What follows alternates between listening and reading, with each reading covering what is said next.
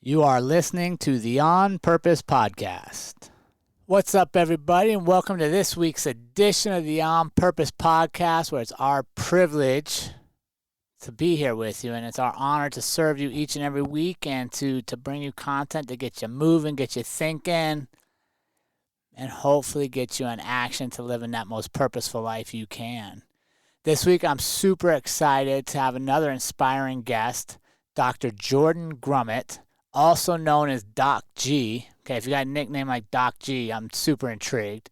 He's a former internal medicine physician who made a remarkable transition into the world of personal finance and purposeful living.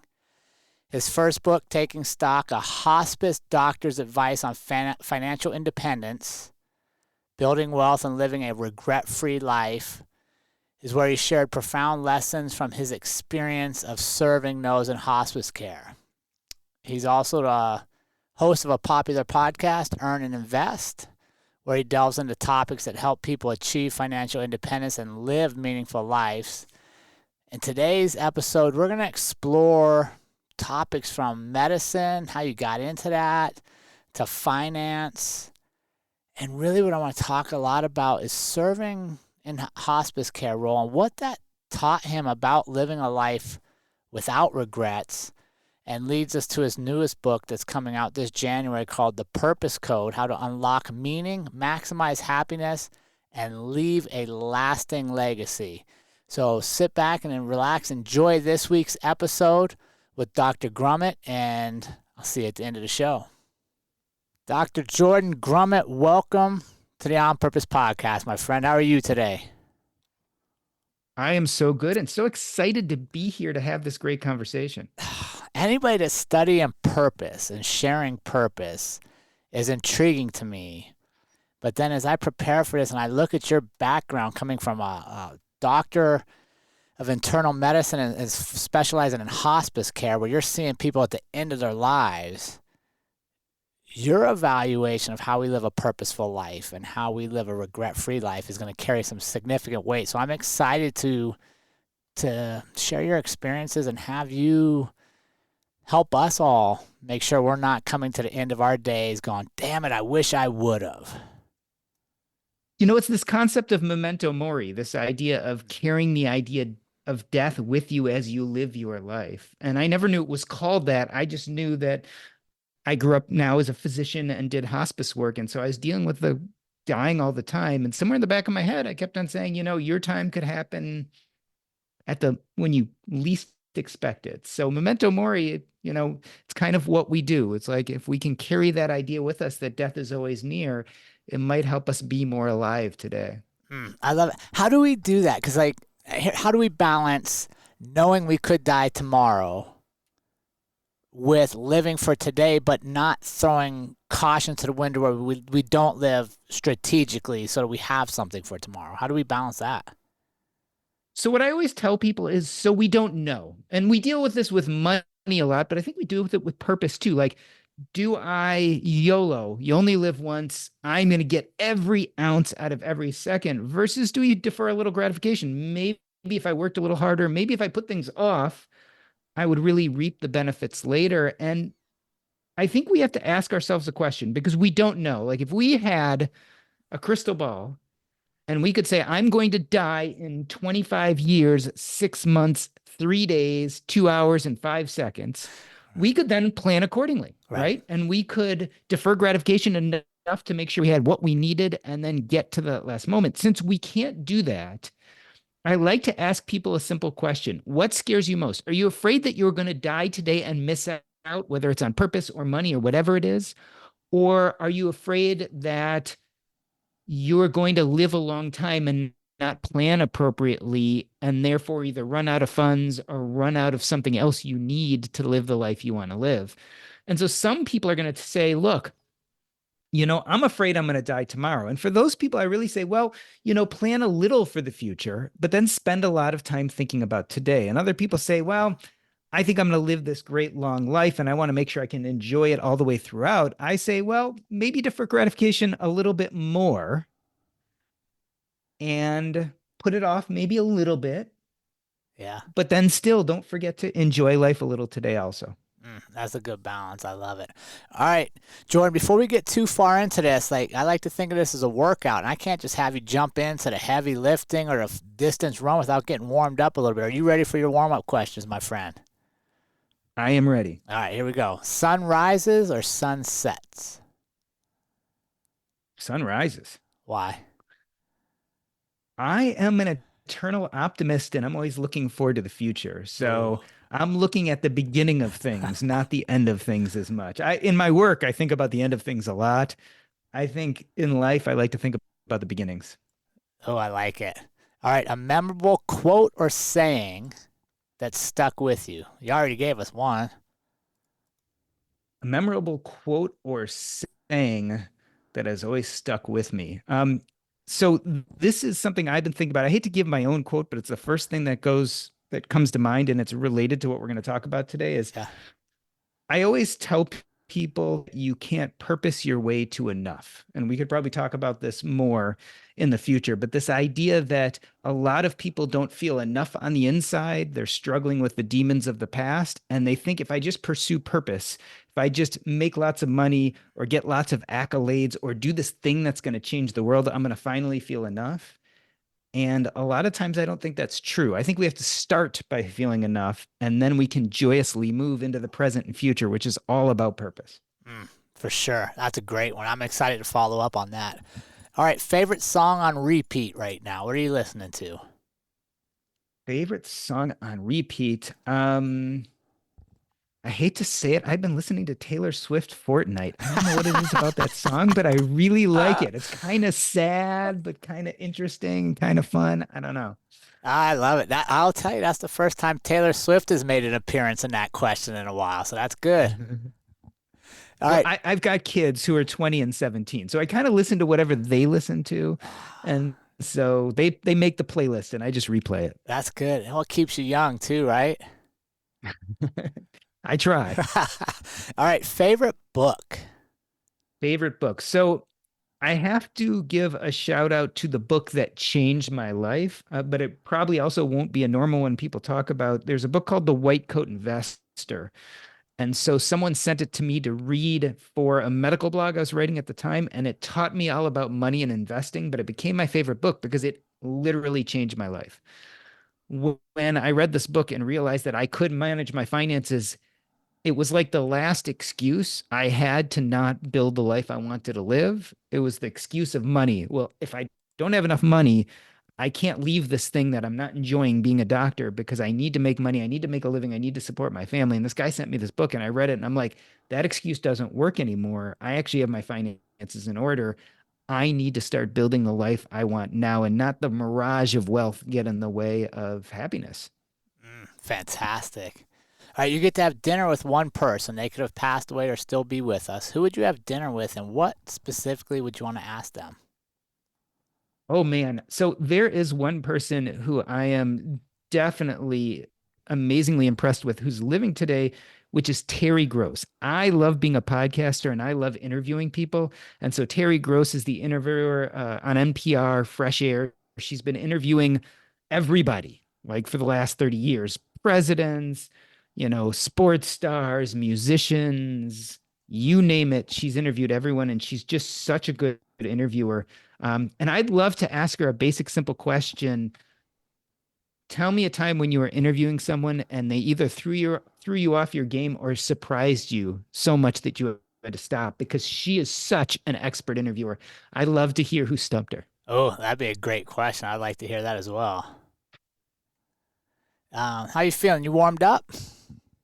I'm warmed up. My earbuds kind of made the low battery level, so Okay. I might have to turn them off and do things a different way. But let's keep running for the moment if that's okay with you. Yeah, sounds good to me. All right, talk to me. Let's start off with a quote you just shared, and that's you can't purpose your way to enough. Let's dive a little bit more into that because I think that's a great place to start because so many of us look externally for so many different things in today's world: validation, purpose, approval. Versus realizing like how we feel about ourselves, how we talk to ourselves is the first place to get anywhere we want to go. So talk to me about that quote. You can't purpose your way to enough. So after writing this book and coaching people, and dealing with the dying for years and writing a book about money and life before this, I started realizing that happiness probably is made up of two different concepts in my mind: meaning and purpose. A lot of people think they're the same thing. But in my mind, meaning is actually about our past and it's about the way we think about our past. So it's very cognitive. It's the stories we tell ourselves about ourselves. And it's completely based in thinking. Whereas purpose is about the present and future and is all based in action. And so the problem is that a lot of times we want to jump right to purpose, but we actually have to look at meaning first. And so people who tell themselves heroic stories about their past tend to feel good and move into purpose easily. But people who tell themselves victim stories about their past often feel like they're not enough. Like they were never enough when they were kids and they're not enough now. And a lot of those people, instead of going back, doing therapy, thinking about their past, rewriting some of those narratives in better ways, instead of doing those things to feel enough, a lot of times they jump right to purpose. And the problem with that is when you jump right to purpose, you may achieve a million things, but none of them really make you feel enough. I'll give you some great examples. Elon Musk is a perfect example of someone who has tried to purpose his way to enough. If you listen to his stories of childhood, you know, he had a somewhat abusive father. He had all sorts of things that made him feel not enough. And instead of going back and dealing with some of that lived trauma and probably generational trauma that he grew up with, he jumps straight to achieving things. And this guy has achieved everything, right? He's one of the richest men in America. He has created some of the coolest things. And yet, does he really look very happy? No. He looks like he's always trying to double down, have even more billions, create even more important things, have even more power. The problem is, if you try to use purpose to get to a sense of enough, one of two things happens. Either you get there and you get petrified you're going to lose whatever made you feel enough. So that's called loss aversion. Or you get there and you don't feel any better. So you double down and figure you need double whatever you just achieved. But either way, it's not a very peaceful way of living.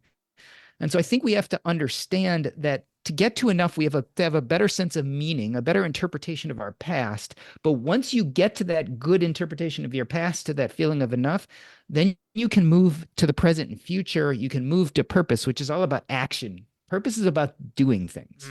I love it. So meaning is the foundation, right? And I think what I was hearing when you said there, if I skip to purpose and I don't address meaning, I don't address my past, I don't address some of the baggage I carry, whatever I'm building is on a shaky foundation. Definitely. And it will crumble. And Right. we see this over and over again. This is why there are people out there who look like they have everything and yet don't look happy at all. And converse, right? There's people that have very little by a lot of standards, and they're the happiest people you meet. Yeah. Yeah. Because they feel like they're enough. And so once you kind of feel like I don't need to prove myself anymore, I don't need to prove my existence by achieving something, you can move into the present and future, into the actions of everyday life very intentionally. And because you don't have to prove anything with it, you can just go after things that excite you, that bring you joy, that get you into what I'd call a flow state, right? Where you're just feeling it. And I think the more time we live there, the happier we are. But you've got to take that first step first. Let's talk about this. How do we balance out, right? How do we balance going back to address maybe some of those fundamental beliefs I have about myself, but also don't stay there forever to where we never move forward? How do we balance that? What are your thoughts on that? So, a lot of the times, the reason why we have trouble with meaning is because we have these narratives or stories that we've told ourselves since we were little, right? Either generational narratives, our parents ingrained in us certain thoughts and beliefs that were limiting, or lived narratives. We went through either minor or major traumas and created narratives around those. And a lot of times those narratives served us in the beginning, right? I was never smart enough in school. I was dumb. So I worked doubly hard. I became the best student. I went to the best law school and I became partner younger than anyone else. That really serves you in the beginning. But then when you're partner and you've achieved the thing, you still don't feel good. So you have to become the chief partner. And then once you become the chief partner, you have to move to a firm that's even bigger than your last firm, and then you have to become the chief partner there. As you can tell, it becomes very, very unsettling. So you have these narratives that we've created over time. The way not to stick in the past is we do have to go back again during therapy, or at least a lot of self-reflection, and separate ourselves from the narrative, right? I had trouble in school because I had a learning disability, not because I was dumb. I was a good kid put in a difficult situation, and I overcame that. I became the hero and created the life I want to live. If you can create that new story, you've done half the work. Now, unfortunately, because we've been telling ourselves these worse stories for so long, they've imprinted on our brain. So it never stops. It's not that you live in the past. You have to come to terms with the past, but then you're continuously rewriting the narrative and telling yourself that new narrative, and that never stops. But the process of going back and at least separating yourself from the trauma isn't a lifelong thing. That's something, hopefully, again, with some help, or either by getting a therapist or by being very introspective, hopefully we address that sometimes in weeks or months, but then it's the rest of our lives that we rebuild the better narratives and tell ourselves those better narratives over and over again. So the way we don't get stuck in the past is that we address it. We really take the time and energy and thought and work on these things so that we can at least get past that first step. Mm-hmm. Yeah. And once we do that, go ahead. No, go ahead. Finish up, Jordan. I was just going to say, once we do that, we can then start moving into the present future. I love it. So we have to slow down, right? I think that's one of the biggest hindrances to many of us, is we are so busy, I'll throw up, doing stuff that doesn't move our lives forward, doesn't make us feel better about what we've done, but it does preclude us from having quiet time to really reflect on, wait, why do I tell myself this story? Where did this story come from, right? And what I loved about what you said there is make yourself your own superhero. And I love sharing that with people as well, right? Like, think about if you sat down to watch a movie for 2 hours and the main character faces no adversity and everything comes easy and they're perfect on everything, that's the most boring movie you'd ever watch. Right? Like it's in the triumphs, in the overcoming that keeps you captivated. It's why Rocky was such a great series, right? Like he's always overcoming something. Yet, in our own lives, we don't see our hurdles as the main part of our story. We don't embrace them. One thing I've also realized is, a lot of people tell themselves, well, I didn't really go through anything that badly, so I don't have to tell myself a hero story. They say, well, no one died. I wasn't abused. I grew up in a middle-class family. Everything was great. And I know someone whose both his parents died and he grew up in foster homes and he got abused and all these things. So that person has real trauma. They need to go through that process, but I don't, because nothing really bad happened to me. But one thing I've really realized is that there is an equivalence to lived trauma between people, even if we'd say the severity is much different, because I only know the trauma I lived through. And for me, that is the life-shifting trauma, even if it doesn't appear bad to someone else. So one person who lived through severe trauma, they were beaten, all sorts of bad things happened.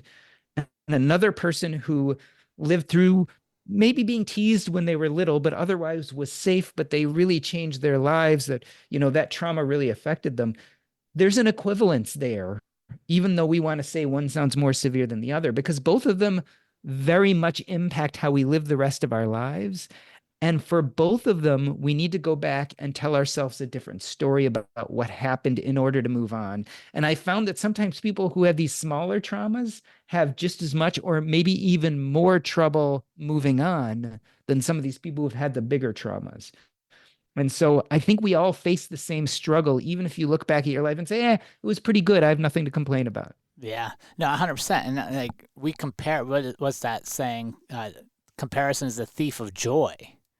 Right, but it can also be the thief of progressing in my own world if I don't do my work because I don't feel it was as severe as somebody else's. And trauma is scalable to your life, right? Like the most severe thing to you may not be anything to me because I went through something drastic, but it does not mean it's not valuable to you. It's not important to you. And I think that's a great point, is get out of comparing stuff. And like sometimes if we want to move forward, we got to go back for a minute, look at it, examine these stories, And I say, wait, I'm done living this story. Like, let me rewrite it, and now let's get going.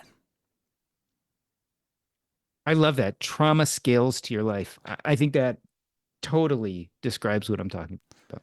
All right, so talk to me about, because this was fascinating, Jordan, when I was getting ready for you. I have I talk about a lot in different formats, but I know I'm closer to the end of my life than the beginning, being 52 years old, just based on statistics, right? Unless I'm an anomaly, which means every day I get to live, I want to get some shit done that's important, that makes me feel good, that I have fun, that I laugh a little bit, I cry a little bit, whatever it is. You were literally on the front lines in hospice care, providing support to people at the very end. Talk to me about what that did for you and how it really moved you to create this life for yourself.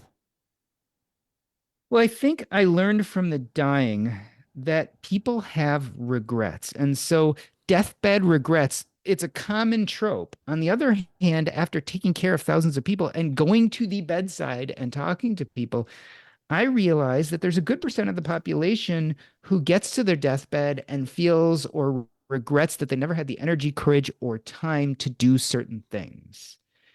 And one of the main things I realized is people who are dying don't have agency anymore over that because they don't have time or energy, right? So what Mm, they're really talking about is disappointment. It almost isn't even a regret. What they're really saying is, I'm disappointed. But in those of us who are living, regret can really be just another term for purpose. When we have agency to change something, when we have the energy, courage, or time and are just not choosing to do that, it kind of changes the game. And so here I was burning out of medicine, clinging to the one thing I did enjoy, which is hospice work, which was a small part of my practice at that time, realizing that there was some financial abundance there. It was incumbent on me not to end up like some of my patients in their deathbeds saying, I really wish I did these things, but I didn't. mm, And then all of a sudden I realized I have pretty much every tool in my toolbox to start doing these things. What excuse do I have? And there was only one real excuse: fear, mm. fear of change. That was it. There was nothing else holding me back. It wasn't my finances. It wasn't my skill set. It wasn't my family support. It wasn't my material or physical safety. It was fear of not succeeding. And that really woke me up. And that seeing dying people talk through these things made me really want to change my life. What would you say was one of the most common regrets that they shared with you? So interestingly enough, everyone's regrets are different. And so it was always, I regret that I never had the energy, courage, or time to do this. But because we're all different people, we have different interests, different worries. It were different things. A lot of people regret that they didn't fix relationships, right? So that there Mm, were people that were important in their life who they had issues with and they never come to terms with it. Some people, it was a hobby. I really love this thing and I never pursued it, or something they had never had the courage to achieve. Like, I really wanted to write a book that was really important to me and I kept putting it off. And now I realized I was just scared I was going to fail. And today I would have been happier to say I tried my best and I failed, but instead I just never tried. nobody told you they regretted not having more money in the bank? Never. And never regretted not working more nights or weekends. If there ever was a regret about money, it was more a regret. I wish I had more so I didn't have to be a burden to other people, or I wish I had more so I could leave more to other people. But what they're really saying is, I regret that I didn't play a bigger role in this person's life. What Mm. they're really saying is, I regret that I didn't create impact and legacy to leave for them. So instead, I wish I left more money. What they regret is I never put enough time into taking care of myself. So now other people have to take care of me. And so I don't think even when people do talk about money, when you come down to it, it's really about money. It's about other things. Yeah. What, when you first got into that, what was the emotional toll it took on you? How did you balance out like being there for them and being able to give, but not necessarily accepting all the burden, I guess it would be? So strangely enough, I've never found hospice care to be a burden. In fact, I would tell you, and I think most hospice people will say this, ultimately being a hospice caregiver, I think is really a joy. It's very uplifting. It's one of those few times in medicine where we get to use all of our skill set, right? So we're not just using our ability to prescribe medicines and do things like that, but we're using our attention and our caring and our healing touch and our ability to be there with people and our empathy. And so what I find is when you get people who've been told they're going to die, they are despondent. And it's the one time in medicine where people are despondent and we get to come in and really say, you think there's no hope, but there's so many things we can do. We can make you comfortable. We can get you to the place you want to die. We can connect you with whatever family within limits you want to be around. We can try to make these last few weeks or months as comfortable as possible. We can help you review your life and come to terms with it. Like, there is an abundance of things we can do to make this better for you. And so that's really uplifting. And so it doesn't take as much of a toll on me as you would think, because it just feels very positive.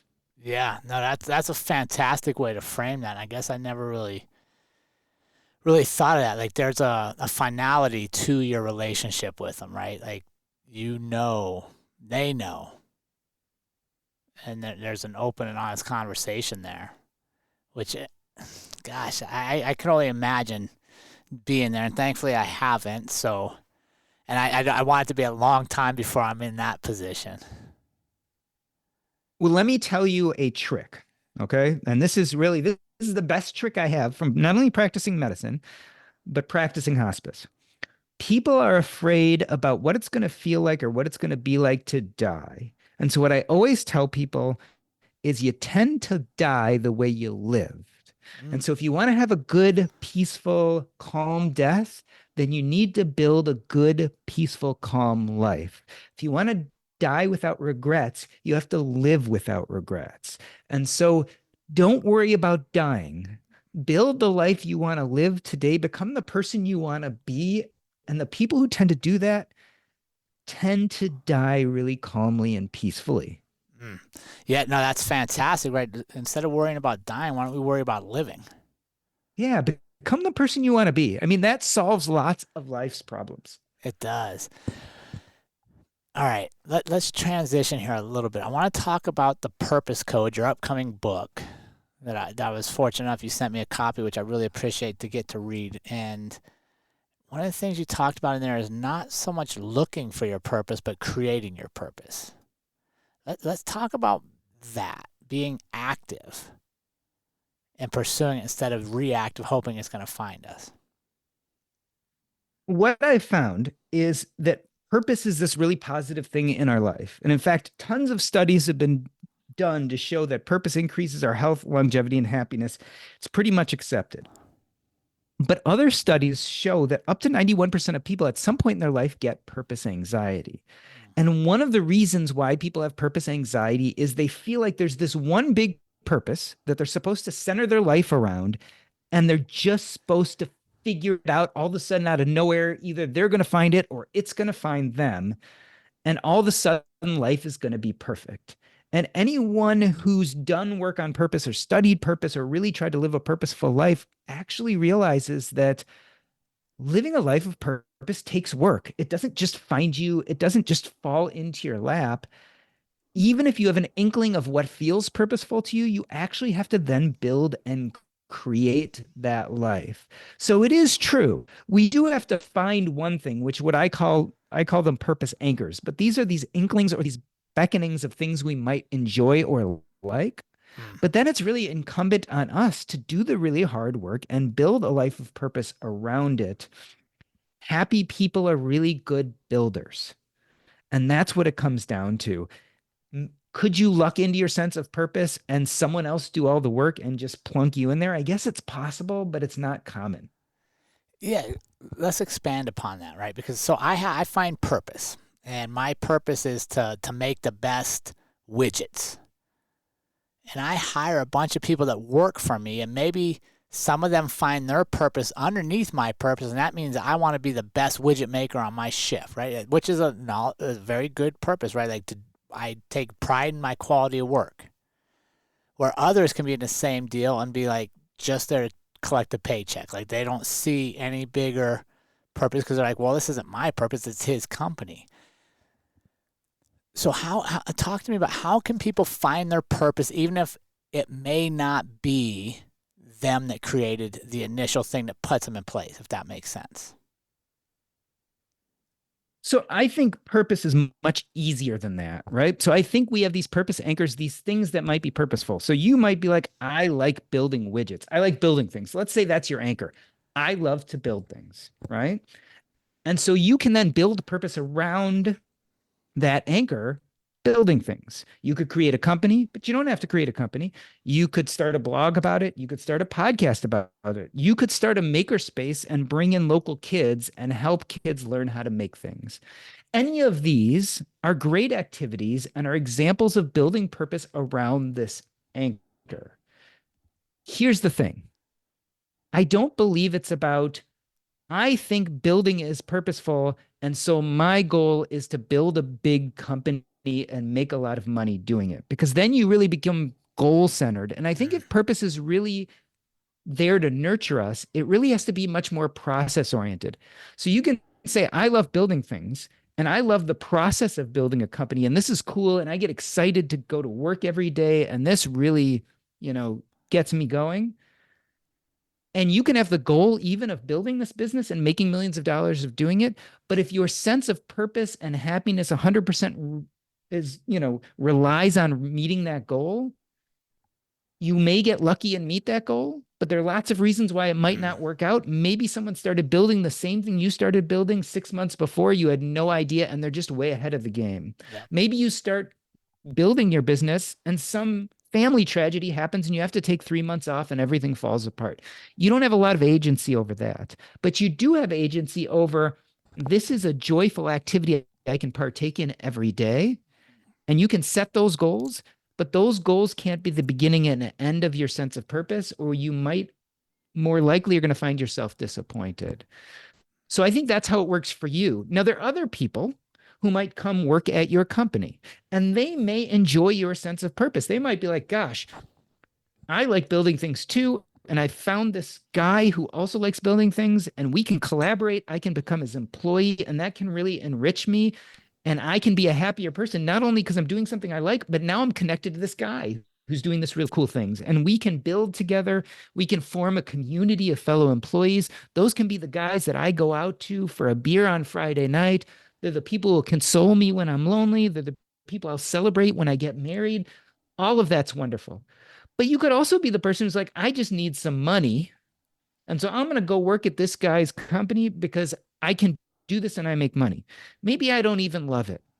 That's also okay. But for that person, I would suggest that life is short. Remember, memento mori, we only have a certain amount of time here in this world. You should be real intentional about if you can, building some purpose, even in that job you don't love, and B, making sure you also build purpose outside of that job.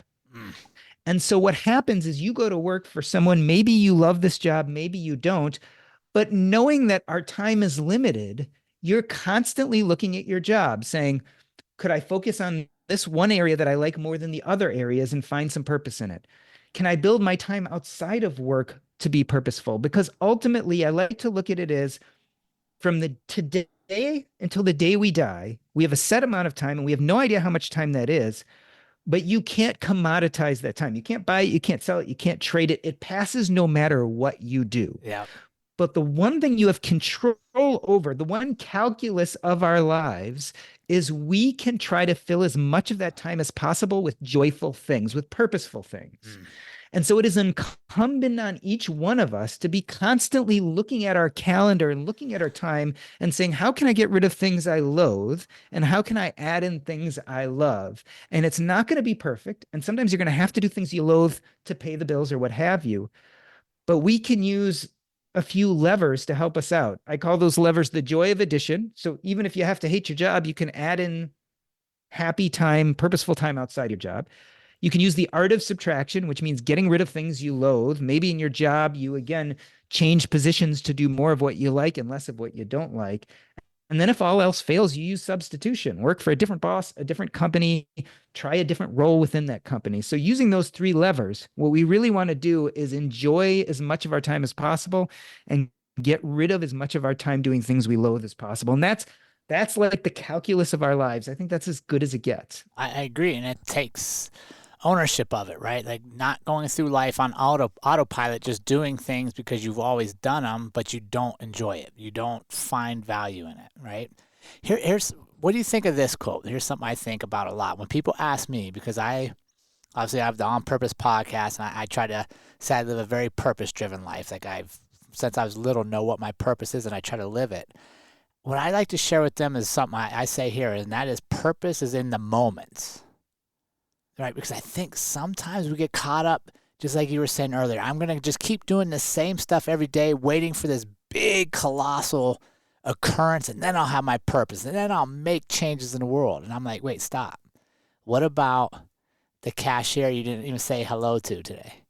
What if you just said hi and asked how her day was? That's very purposeful in the moment, right? You just made somebody feel better. What do you think about that, about making purpose more micro instead of macro? Well, in a lot of ways, I say purpose is about the present and future, and purpose is about action. And so, in a lot of ways, I'd like to take some of the cerebral portion out of purpose. Because again, I think the cerebral and cognitive is really about meaning.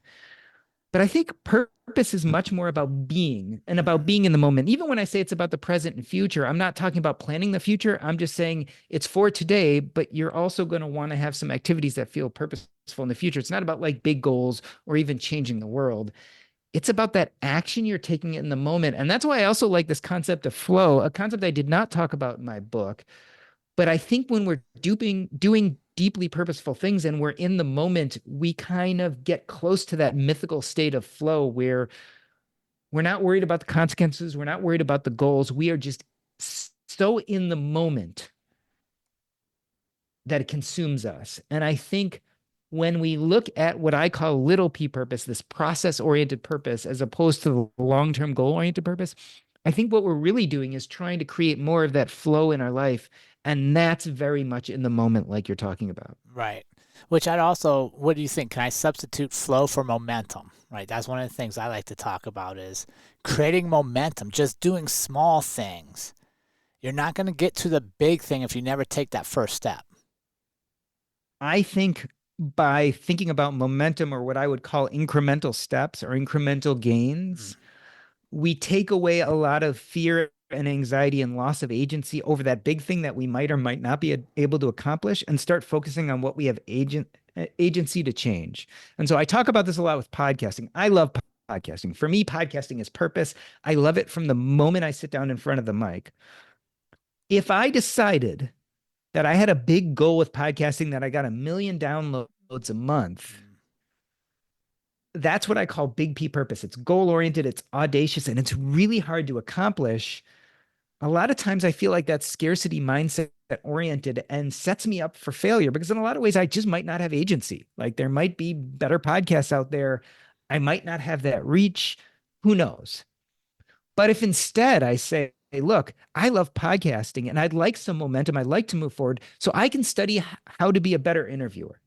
So I can listen to some of the world's best interviewers. I could take a class on being a better interviewer. I could just schedule more interviews so that I get more experience. All of those things are small incremental gain, but they also surround the process of things I love, because I love this idea of being a good interviewer. I love podcasting. So even when I am looking about maybe some gains or momentum or moving forward, I'm doing it in a really joyful way. And it doesn't depend on the outcome. Like if I go do this and I love podcasting and I decide I want to be a better interviewer and I take some classes and I study some people who are great interviewers, and guess what? My podcast never increases in downloads. I still really enjoyed that process of learning how to be a better interviewer. So it was really worth my time. Right. And you don't know what other door or interest or relationship may come from the fact you were emotion investing in yourself. Yeah. Yeah. Maybe I take a class and I meet other people who like to interview, and we decide to do a podcast together. And all of a sudden I have a partner and we're podcasting together. Maybe we do a conference. Maybe we go to a conference. Maybe that person becomes my good friend. Maybe they need something. And I'm a hospice doctor. This has happened a lot, actually. Yeah. I love podcasting and I podcast. And guess what happens? I have all these people from the personal finance community and their family members get sick. And I get these texts. Hey, Jordan, I just found out my so and so has stage 4 pancreatic cancer and we're thinking about hospice. And man, we're lost and I don't know what to do here. And I say, hey, let's get on Zoom and talk about it. And I can use my knowledge in hospice to help this friend that I met through podcasting, and I can change their lives. I can use my knowledge to help them transition through what might be arguably one of the hardest things in their lives. And think about it, 10 years later, instead of feeling guilty and shameful about how they lost control and couldn't help their family member, maybe I can give them advice that makes it feel better, can make it feel like it was more dignified. And that continues to affect them long after their family member has died. I love it. And maybe if I talk to you, I get nothing from it other than a good conversation. But maybe, just maybe, it met you on the day you were thinking of quitting everything. And now you don't. And maybe you go change the world. Yeah. Right? Yeah. One of the stories I tell in my book, which is one of my favorite stories, is the story of my maternal grandfather. And my maternal grandfather loved math. It was his purpose. He loved it. Not for any gain, not for anything else. He just loved math. And so he was a CPA. And back in the 1950s, when my mom was a kid, my grandfather would sit my mom on his lap and he would go through all spreadsheets, right? Because this is the 1950s. They didn't have computers. And he would tell her what he was putting in every box and show her the numbers. And because she was a little kid, she connected with that identity, tried it on for herself, and found that she loved math too. So it became part of her purpose. She became a CPA. She had me. When I was a kid, I had a learning disability. I was way behind everyone in reading. I was lost and depressed, but the one thing that saved me is I was good at math because I had taken on that identity from my mom, who also loved math. And I knew that I wasn't stupid because no matter how hard I had trouble with reading, I could always do math with some of the top people in the class. I got over my learning disability, became a doctor, took care of a patient one day in the hospital who was at death's doorstep. And I recognized an abnormality in two of his labs based on a mathematical connection that I noticed because I happen to love math. We made a rare diagnosis. We put him on the right medicine. He got better. He was a pastor at a local church. He took in runaway kids. So think about this. Yeah. My maternal grandfather's actions, my paternal grandfather died in the 1960s. I was born in 1973. But his purpose is still changing lives 60 years later, hundreds of miles away from where he lived. Some kid is living a better life because my grandfather existed. And so this gets to this idea of when you live out your purpose, when you do things that are important to you, you change the world. And this is why I think purpose, we make a mistake when we make purpose big and grand and goal oriented, because we think we have to change the world because that's our impact and legacy. I often argue that if you just do the little things that light you up, that feel purposeful to you, your legacy and impact will endure in ways you had no idea. Yeah, 100%, right? And it's little things. It's maintaining the relationships around you that feed you, right? Making sure that the people in your circle that you're influenced by are also trying to live these kind of lives and paying attention to it. It's about being humble and listening more than we want to speak. It's about realizing, to me, that it's small things done repeatedly that make a difference. And the thing about it, and here's what I really think is the truth, is I always tell people, and I wrote this in the middle of my book, I kind of lied to you this whole time. Because I call the book The Purpose Code, and I talk about how purpose is associated with all these important things. But when you really look at the studies, actually what probably makes people most happy, if you look at the Harvard Adult Development Study that studied people for 70 years, interviewed them every other year, did MRIs, EEGs, blood tests, interviewed their family members.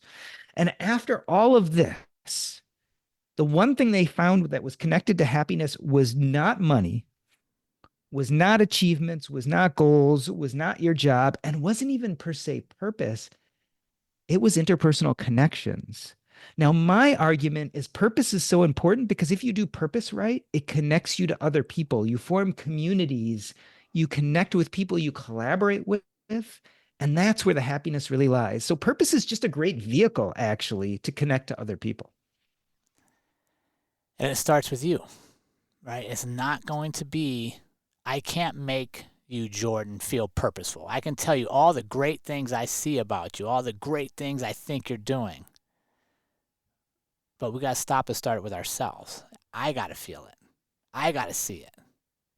It's all about agency. And it's all about feeling like, and this gets back to meaning too. It's feeling like you can become the hero of the story, that you have control, that you have power. And so that you can then walk into this purpose, into this present and future joyfully. And so, yes, it definitely begins with you. And that's why purpose looks different for different people, because our purpose anchors are different, because different things light us up. So I may love reading and exercising and podcasting. You may love teaching and basketball and weaving. Everyone's different. Yeah. But it starts from the inside. What lights you up? And then how do we change the world with that? So do you think that's a great place? So our community, as we get close to wrapping up here, our community members are listening. Okay, I want to get proactive here. I want to get moving in this direction. What's the first thing you think they should start with? I think the first thing you really have to start with is meaning. Do I feel enough? Because if you don't, you probably have to do some work on your past. And then it's a matter of starting to think about those purpose anchors, releasing yourself from that big, audacious purpose that you think is going to change the world and is goal-oriented, and starting to say, what lights me up? What are those anchors in my life that I'd like to build purpose around? And once you start finding those, purpose becomes incredibly abundant, because you start realizing, hey, there are a million ways I could create purpose in my life. Yeah, and I love what you said earlier, that it's all different for each of us, because we each have unique skill sets, a unique perspective. And if we never lean into that, never share it, when we pass, the world will lose it forever. For sure. And that's why we have to be the best expression of our purpose. It's going out and doing it. It's action. It's living it. I love it. Jordan, where can our community stay in touch with you and follow along in your journey? I know the book, The Purpose Code, How to Unlock Meaning, Maximize Happiness, and Leave a Lasting Legacy will be coming out in the new year. Until then, where can they find you? The best way is to go to jordangrumet.com. That's JORDANGRUMET.com. You can find links to both of my books, including The Purpose Code, as well as the places that I create content like the Earn and Invest podcast. Jordan, it's been awesome getting to share your story, my friend. I'm excited for the book to come out and see what kind of fire it lights behind people to get out and start living each day with our purpose. Awesome. Thank you so much for having me. And remember, team, life is far too short to live any other way than on purpose. We will see you all again next week.